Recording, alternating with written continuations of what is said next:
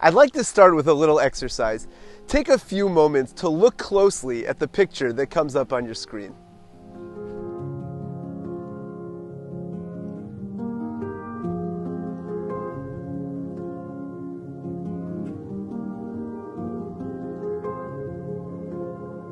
At first glance, you see that the plates are upside down, but when you look deeper, you see the truth that the plates are really in the correct way. You know, when the spies went in to travel into Eretz Yisrael, they saw that there were people dying all around them. There were funerals going on everywhere.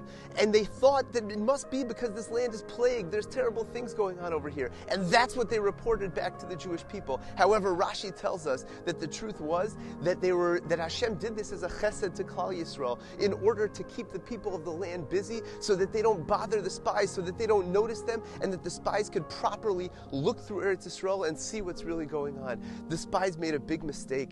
They only looked at what was at the surface. They saw what initially looked bad, and they took that as the truth, and that's what they reported back. We all know what ended up happening. That night that they came back, they told the Jewish people and they cried, and that night was the night of Tisha B'Av. And Hashem said that because you cried for no reason tonight, I'm going to give you a reason to cry in future generations. Rav Schwab tells us that this teaches us an incredible mindset that is so applicable during these 9 days. You know, in all of our relationships and in all of our interactions, if we could consistently look beyond the surface when there's something that we don't approve of, or there's something that we may not necessarily like, to look deeper into that individual, to say, you know what, I don't really understand the circumstances. I don't understand this person's challenges. I don't really know where this person is coming from. And I don't know all of the midos that Hashem has put inside of them.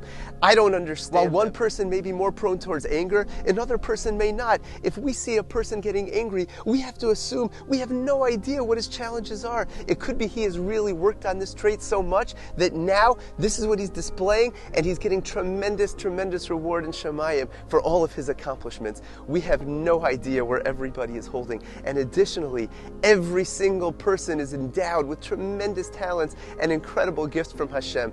If only we can look beyond the surface, the same way that when we saw those plates, they looked upside down, but when we looked a little bit deeper, we saw the real picture.